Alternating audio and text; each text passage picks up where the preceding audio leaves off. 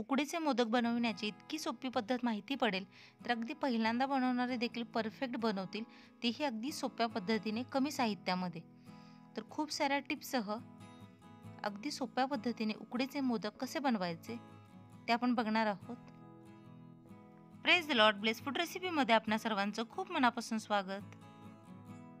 तर सर्वात आधी आपण मोदक करण्यापूर्वी मोदकाला लागणारं साहित्य बघूया. अगदी कमी साहित्य लागतं.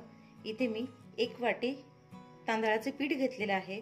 तुम्ही मेजरमेंट तुमच्या अंदाजे कोणतेही घेऊ शकता. फक्त जे काही घेणार ते एका मापाने घ्या. तुम्ही मेजरिंग कपचा वापर करू शकता, एखाद्या भांड्याचा, एखाद्या डब्याचा किंवा एखाद्या वाटीचा वापर करू शकता. तर इथे हे पहा, 1 वाटी मी तांदळाचं पीठ घेतलेलं आहे. इथे 1 वाटी पाणी घेतलेलं आहे.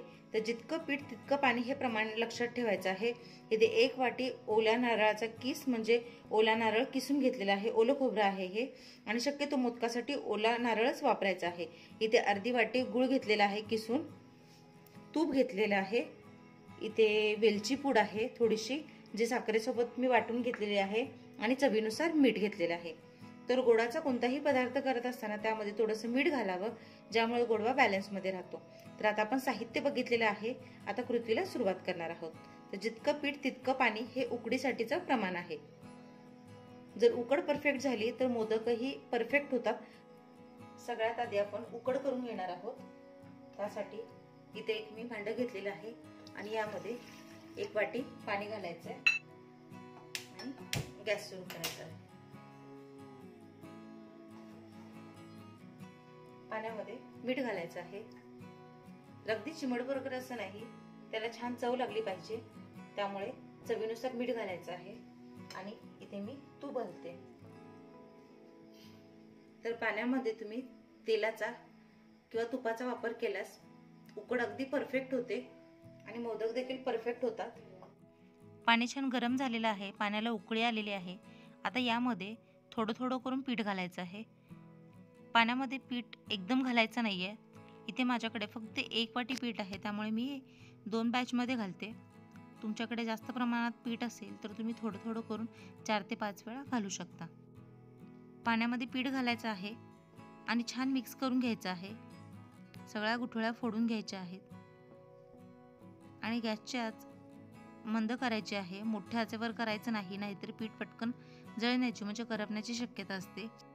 पीठ छान मिक्स करायचं आणि गॅसची आच मंदच ठेवायची आहे. एक झाकण लावायचं आणि वाफेवर शिजू द्यायचं. अगदी अर्धा ते 1 मिनिट पीठ ठेवायचं आहे. आता हे बघा, पीठ छान भागवलं गेलंय म्हणजे उकडलं गेलंय. आता गॅसची आच मी बंद करते. गॅसची आच बंद करायची, पण झाकण लावून हे असंच 5 मिनिट ठेवायचं आहे, जेणेकरून त्यातल्या आतल्यात वाफ मुरेल आणि उकड आपली छान अगदी परफेक्ट होईल. इथे एक पॅन घेतलेला आहे. पॅनमध्ये मी अगदी पाव चमचा तूप घातलेला आहे, आणि यामध्ये जो आपण ओला नारळ घेतलेला आहे तो परतून घ्यायचा आहे, म्हणजेच खोबरं छान परतून घ्यायचं आहे. अगदी हलक्या हाताने थोडंसं परतून घ्यायचं आहे, आणि यामध्ये जो किसून घेतलेला गुळ आहे तो घालायचा आहे.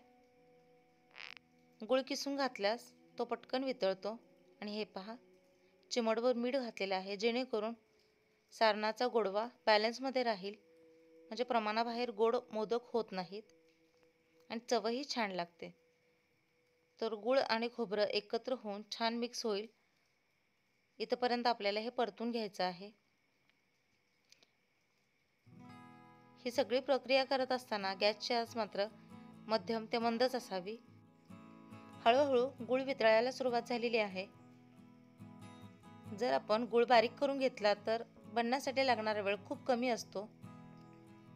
गुळाचे खडे घातले तर वितळायला जास्त वेळ लागतो. तर आता हे बघा, पाणी पूर्णपणे सुकलेलं आहे.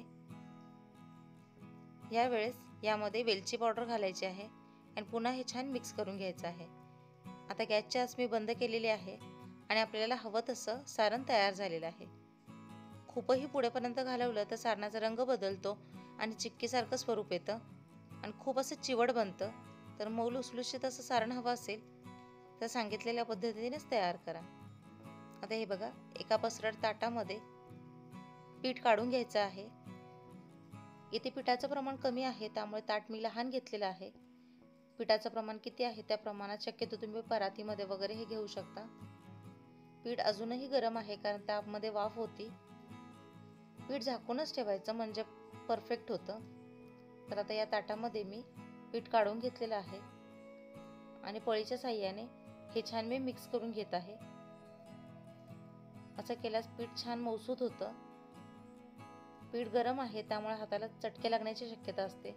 हाताला थोडं मी पाणी आणि तुपाचा हात लावते आणि पीठ हे हाताने मळून घेते. तर कोमटसर आहे अजून पीठ, पण कमी प्रमाणात आहे त्यामुळे मी हे मळून घेते. गरम असताना हाताने मळणं शक्य होत नाही त्यामुळे तुम्ही एखादा तांब्याचा वगैरे वापर करू शकता. आता साधारणतः पीठ कोमट झालेलं आहे. अशा वेळेस काय करायचं, लागेल तसं हाताला तूप किंवा पाणी घेऊन किंवा तेल आणि पाणी घेऊन छान असं हे मळून घ्यायचं आहे. तर सॉफ्ट असं पीठ तयार झालेलं आहे, गोळा तयार झालेला आहे. आता हे बघा, पीठ तरी आपलं छान तयार झालंय. आता आपण मोदक करायला सुरुवात करणार आहोत. उकड परफेक्ट झालीत की मोदक परफेक्ट होतात, अजिबात तुटत फाटत नाहीत. गोळा चांगला गोळ असा गरगरीत करून घ्यायचा आणि आता हाताला तूप आणि पाणी लावायचं आहे आणि दाखवते त्या पद्धतीने पारी तयार करून घ्यायची आहे. जसं आपण पुरण भरण्यासाठी पिठाची पारी किंवा पराठे करण्यासाठी पिठाचा गोळा करून घेतो तसाच करून घ्यायचा आहे. उकड किती छान झाली ते बघा आणि सगळ्या बाजूने छान असं हे दाबत दाबत त्याची पारी तयार करायची आहे. पहिल्यांदा करताना थोडं कठीण वाटेल, पण सांगितलेल्या पद्धतीने जर तुम्ही उकड केली तर अगदी परफेक्टच मोदक बनतील. तर गोळा किती आकाराचा घेतला त्यावर हे अवलंबून आहे. खूप जाडही करायचं नाहीये आणि खूप पातळही करायचं नाहीये. खूप जाड केलं तर चव चांगली लागत नाही, खूप पातळ केलं तर मोदक फाटण्याची शक्यता असते. तर हे बघा, पारी छान तयार झालेली आहे आणि आता यामध्ये बसेल इतकं सारण घालायचं. खूपही कमी सारण घालायचं नाही, त्या मोदकाला गोडवा आला पाहिजे इतकं सारण घालायचं. आणि हे बघा, मी दाखवते त्या पद्धतीने याला प्लेट पाडून घ्यायच्या आहेत, म्हणजे कळ्या करून घ्यायच्या आहेत. फक्त वर्ण नाही तर बोटाच्या साहाय्याने मी मधून दाखवते तसे याच्यामध्ये गॅप करून घ्यायचे आहे. आणि हे बघा, आता हे असं सगळं एकत्र करायचं आणि छान असं गोल गोल फिरवायचं आणि हलक्या हाताने मोदक वळायचे आहेत. तर बघितलं ना किती सोपी पद्धत आहे ते. याच पद्धतीने आणखी एक मोदक करून दाखवते. तर छान असं हे हाताने पातळ करून घ्यायचं आहे.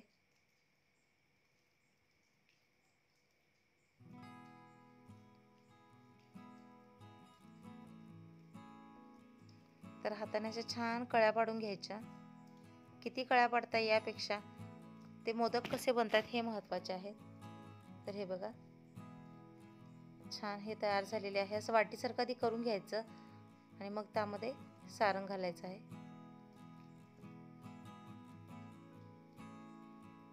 आणि सगळ्या कळ्या एकत्र घ्यायच्या आणि छान हाताने हलक्या हाताने दाबून त्या वरपर्यंत अशा एकत्र करायच्या आहेत. तर मोदक करताना खालून दाबायला सुरुवात करायची नाही, कळ्या सगळ्या एकत्र घ्यायच्या आणि हलक्या हाताने जवळ आणायच्या त्या. आणि हे बघा, किती मस्त आपला सुबक आकाराचा मोदक तयार झालेला आहे. अजिबात तुटलेला फाटलेला नाहीये. तर अगदी पहिल्या प्रयत्नात देखील तुम्ही परफेक्ट मोदक बनवाल असे मोदकाची रेसिपी मी दाखवलेली आहे. मोदक तरी वळून झालेले आहेत आपले. आता एका भांड्यामध्ये मी पाणी ठेवलेलं आहे आणि आता चाळणीला तुपाचा हात लावायचा आहे जेणेकरून मोदक अजिबात त्याला चिकटणार नाहीत. तर एक एक करून मोदक असे ठेवून घ्यायचे आहेत. तुम्ही उकड पात्रामध्ये देखील करू शकता, म्हणजे इडली पात्रामध्ये देखील करू शकता.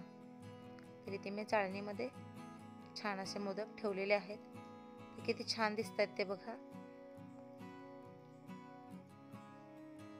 पाण्याला उकळी आलेली आहे. आता मोदकाचे चाळण त्यावर ठेवायचे आहे आणि झाकण लावायचं आणि मध्यम आचेवर 5 मिनिट याला वाफवून घ्यायचं आहे. उकड आपली तयार झालेली असते त्यामुळे याला बनायला अजिबात वेळ लागत नाही. हे पहा, वाफ येते छान आणि 5 मिनिटांमध्ये आपले उकडीचे मोदक तयार झालेले आहेत. एक मोदक चेक करून बघितला तर बघा मोदक आता थंड झालेले आहेत, त्याच्यावर छान चकाकी दिसते, म्हणजे उकड आपली परफेक्ट झालेली आहे। तर अगदी सोप्या पद्धतीने उकडीचे मोदक तयार करून झालेले आहेत। तर उकड कशी काढायची, सारण कसं करायचं, मोदक कसे वळायचे, या सगळ्या गोष्टी मी तुम्हाला सांगितलेल्या आहेत। जर तुम्ही पहिल्यांदाच बनवत असाल तर एकदा या पद्धतीने मोदक नक्की तयार करून बघा, सगळ्यांना खूप आवडतील आणि तुम्हाला बनवायला देखील खूप सोपे पडतील। या संदर्भात आणखी काही तुम्हाला शंका असेल तर तुम्ही विचारू शकता। चॅनलवर नवीन असाल तर सबस्क्राईब करा, लाईक करा, शेअर करा आणि घंटी दाबायला अजिबात विसरू नका। तुमचा अनुभव कसा होता हे देखील नक्की शेअर करा। भेटूया अशाच एका नवीन आणि पारंपरिक रेसिपीसह। तोपर्यंत स्वस्त राहा, मस्त खा आणि माझे व्हिडिओ बघत राहा। व्हिडिओ बघितलात त्याबद्दल खूप मनापासून धन्यवाद।